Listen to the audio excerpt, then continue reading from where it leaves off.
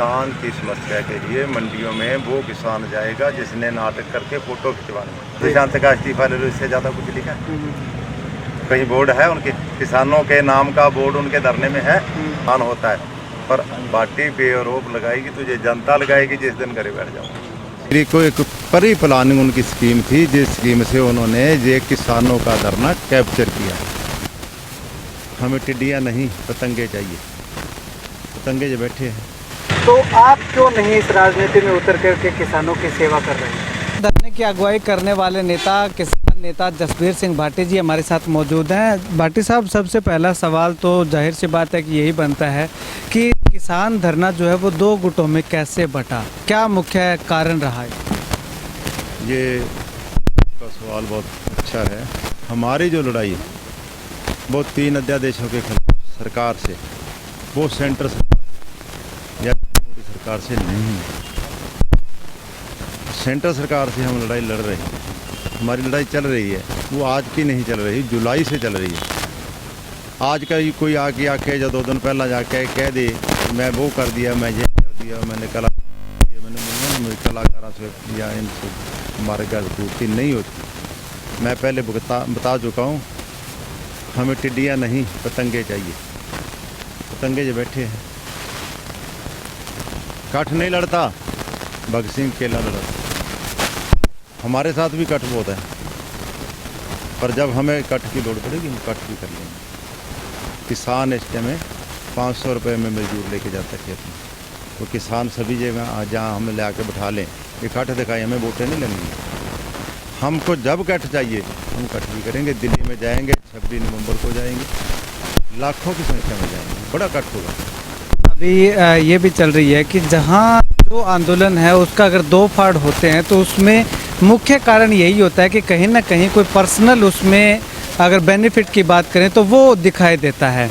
तो तमाम नेताओं ने आरोप भी लगाए हैं कि जसबीर सिंह भाटी ने समझौता करने की भी बात कही थी। मैंने आपसे पहले फ़ोन पे एक बार सवाल किया भी था तो उसका जवाब भी आपने दिया था। तो कहीं ना कहीं उन नेताओं ने जो आरोप लगाया कि भाटी साहब पर्सनल लालच के चलते अलग धरने पे बैठे हैं, उस पर क्या कहें? भाटी साहब के समानांतर उनके पास जोगिंदर यादव भी नेता नहीं है किसानों का। जो सोचे ना हमारे पास बड़े बड़े नेता हैं, उनके पास किसान का नेता कोई नहीं है। अभी कोई घर से उठ के आया सुता पड़ा, और जो बैठे हैं वो कुछ सियासी ब्यासी नेता हो गए। जोगिंदर यादव को हम किसान का नेता आज नहीं कहेंगे, कल नहीं कहेंगे। और जो बैठे हैं स्टेज पे वो भी किसान के नेता अभी जन्मे हैं, और हमने उम्र गुजार ली 20 साल हो गए जिसकी बातें को, अभी तक एक नए पैसे का दाग नहीं लगा। कोई फैक्ट्री नहीं है ये किसानों की जिससे हम पैसा पैदा करते हैं। बाटी चंदा लेके नहीं लड़ता, अपनी जेब से है पैसा तो लड़ लेता, नहीं लड़ता। जितनी लड़ाई लड़ते वो उतनी अपने हौसले पे, अपनी आवाज़ पे किसान अपनी दुख से आते हैं। आज तक जितने आते हैं सभी मेरे पास बैठे, सभी का साथ है। मैं ये नहीं कहता वो क्यों बोल गया, ये क्यों बोल गया, ये फलानी पार्टी का, ये फलानी पार्टी का। हमने शुरू से ये नहीं कहा भी हमारी स्टेज पे कोई राजनेता ना आए। हम कहते हैं कोई राजनेता आए पर आए किसान बन के। यानी कि आपके धरने पे कोई भी पार्टी का कोई भी नेता आकर के किसान हित की बात कर सकता है, राजनीतिक बात करने की मनाही?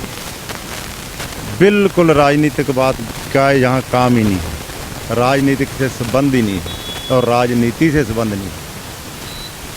दूसरे धरने की बात करें तो उसमें उन किसान नेताओं का कहना है कि राजनेताओं का आना मना है, और वो खास करके वो राजनेता नहीं आ सकते जो राज कर चुके हैं या राज के करीब हैं। यानी कि अमीर पार्टियों के नेताओं को यहाँ पे आना मना है। जो योगेंद्र यादव जो हैं वो यहाँ पे आ सकते हैं, खुली छूट है उनको। धरने की अगुवाई भी वो करते हुए दिखाई दिए हैं, और नेता भी अगुवाई करते हुए दिखाई दिए हैं। तो आप क्या कहना चाहेंगे?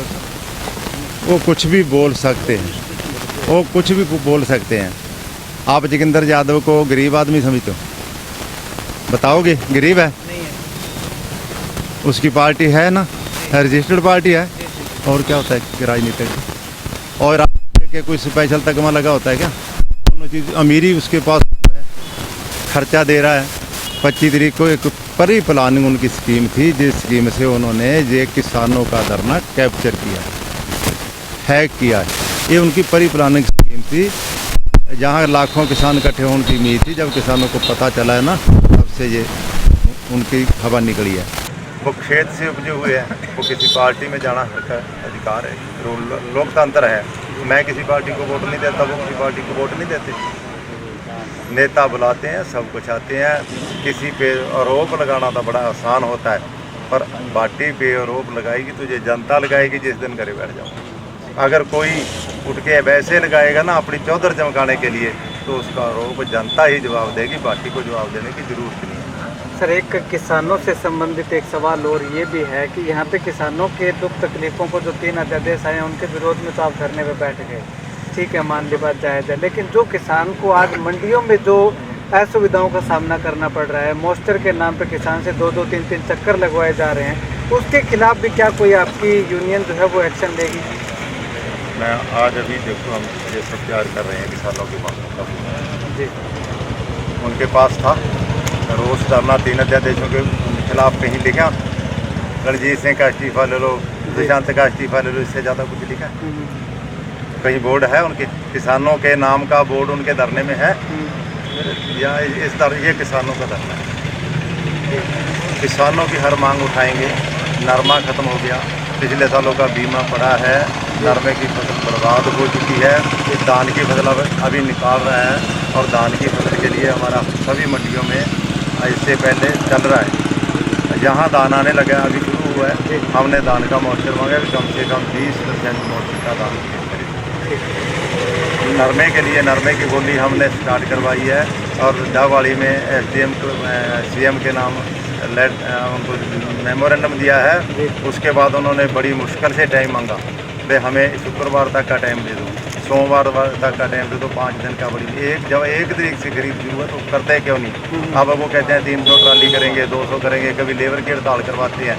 नुकसान किसका होता है? किसान का होता है। हम किसान के लिए वहाँ भी बोलते हैं, जहाँ भी बोलते हैं, और किसान की लड़ाई आपकी निगाह में आज नहीं 20 साल से लड़ रहे हूँ, 10 साल से लड़ रहा है, यहाँ आपके धरनों में यहाँ आ रहा हूँ। सर, अभी जो किसान को समस्या हो रही है, असमंजस की स्थिति बनी हुई है, उसके लिए क्या किसान संगठन आज से या कल से या आने वाले समय में कब से मंडियों में जा करके किसानों के समस्याओं को सुनेगा? किसान की समस्या के लिए मंडियों में वो किसान जाएगा जिसने नाटक करके फोटो खिंचवाने। हमें यहाँ बैठे को पता है कि किसान को ये समस्या है मंडी में, यहाँ किसान की तकलीफ़ है, वो हमारे पास आएगा और कल यहाँ ट्राली आएगी, 10 आए, 20 आए, 5 आए, हम MSP रेट पे बिकाने के लिए सरकार को, DC साहब को कहेंगे बुला तेरी मंडी वाले और इसको MSP गारंटी पे खरीद के दिखा, वो फसल लेके आएंगे हमारे पास। और कल हमने MSP अधिकार दिवस मनाना है, अगर उनके पास कोई ऐसी मांग है तो बताओ। जो हम काम करते हैं किसान के लिए करते हैं, लड़ाई करते हैं किसान के लिए करते हैं। हम ना किसी राजीव गांधी से फोटो, राहुल गांधी से फ़ोटो खिंचवा के आए हैं कभी, ना किसी और नेता से खिंचवा के आए हैं, ना हमने कभी कहा भी इलेक्शन लड़ेंगे या हम इलेक्शन में जाएंगे, ना किसी नेता के साथ हम जीपे लेके घूमे हैं ना घूमेंगे। ठीक, एक आखिरी सवाल करूँगा सर, अभी लगातार हमें लगभग आप पिछले 20 वर्षों से किसानों की आवाज़ उठा रहे हैं, किसानों की लड़ाई लड़ रहे हैं और लगातार सरकार से लड़ाई लड़नी पड़ती है किसानों की। आप किसान नेता हो, किसानों का अच्छा खासा साथ है, तो वो एक अन्ना हजारे जी ने कहा था कि अगर इस गंदगी को ख़त्म करना है तो गंदा होना पड़ेगा, तो उनके दिशा निर्देशों पे चलते हुए अरविंद केजरीवाल जी राजनीति में उतरे, तो आप क्यों नहीं इस राजनीति में उतर करके किसानों की सेवा कर रहे हैं? अभी आज की पोजीशन में 150 MP किसान के बेटे हैं, मगर जो वहाँ जाता है ना सांसद, उसकी पेट लगा आपके लिए, वो आपके पेट की लड़ाई लड़ता है। जो विधानसभा पंजाब की है, विधानसभा हरियाणा की है, विधानसभा राजस्थान की है, विधानसभा यूपी की है, विधानसभा बिहार की है, 90% किसान के बेटे MLA। क्यों नहीं किसान की बात उठा रहे? सिर्फ अपने पेट की बात उठा रहे हैं। कहाँ कमी है? किसान को संविधान में कमी है। भारत के संविधान से बाहर नेता कोई जा नहीं सकता। कानून ऐसे बने हुए हैं जो किसान का गला घोटते हैं, किसान को पूंजीवाद का गुलाम बनाते हैं। हम जब जाएंगे एज ए किसान जाएंगे, और जब हमारा किसान जाएगा उसमें हमारा नाम नहीं होगा। हमारा किसान जब जाएगा ना, वो संविधान में वो तब्दीली करेगा जो किसान के लिए होगी। 70% किसान हैं, 1.5% किसान पे जो राज करने वाले हैं वो है, क्यों उनका राज क्यों हम क्यों गुलामी भोगें? यही तो मैं पूछ रहा हूँ कि जो नेता गए, अब दूसरे चौटाला की बात करें तो किसानों का नेता, किसानों के मसीहा चौधरी देवीलाल का दूसरा रूप बताया जाता था, लेकिन आज वही किसान उनके खिलाफ खड़ा हुआ है।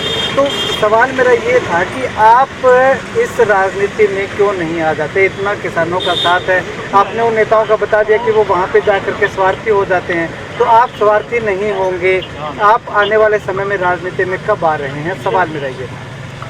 मैं नहीं आऊँगा। क्यों नहीं? मेरे बच्चे आएंगे, मेरे साथी आएंगे जो वहाँ बैठ के बोल सकते हैं, जो कानून बदल सकते हैं। कल को वो भी खराब हो जाए, मैं किसके साथ किसको बोलूँ? उन बच्चों को समझाने के लिए जितने दिन दम है उनके साथ भी लड़ना पड़ेगा। अभी संविधान में ये तब्दीली करो। चलिए, शुक्रिया सर बातचीत के लिए। तो यहाँ पे आपको बता दूं कि जसबीर सिंह भाटी ने साफ तौर पे ये साफ किया है कि आने वाले समय में वो राजनीति में नहीं आएंगे। और इसके साथ साथ अगर बात करूं तो किसानों को जो होने वाली समस्याओं से लगातार उनका संगठन लड़ाई लड़ता रहा है। पिछले 20 वर्षों से वो किसानों की आवाज़ को उठाते रहे हैं। और अगर धरने की अलग करने की बात मैं कहना चाहूँ तो जसबीर सिंह भाटी का साफ तौर पे यही कहना है कि जो राजनीति, जो वैचारिक मतभेद हैं उनके चलते जो है ये धरना अलग हुआ है। और इससे पहले भी वो काफ़ी बार व्याख्यान कर चुके हैं कि धरना अलग होने के पीछे क्या कारण था। राजनीतिकरण धरने का हो चुका है, इसलिए इनके धरने में किसी तरह की कोई राजनीति नहीं है। सभी राजनीतिक पार्टियों को छूट दी गई है। और उस धरने की बात करें तो दूसरे धरने में राजनीतिक पार्टियों के राजनेताओं को आने की मनाही कही जाती है, लेकिन राजनेता ही उस धरने की अगुवाई करते हैं। तो ऐसे में कैसे ये कह सकते हैं कि उस धरने का राजनीतिकरण नहीं हुआ है? अगर मकसद की बात करूं तो दोनों किसान संगठनों का मकसद एक ही बताया जा रहा है कि किसानों की आवाज़ को उठाना, आवाज़ को बुलंद करना। लेकिन आने वाले समय में क्या दोनों संगठन मिल करके किसानों की आवाज़ को बुलंद कर पाएंगे, ये आने वाला वक्त बताएगा। कैमरा सहयोगी सुनील के साथ रमेश जाखड़ के हरियाणा।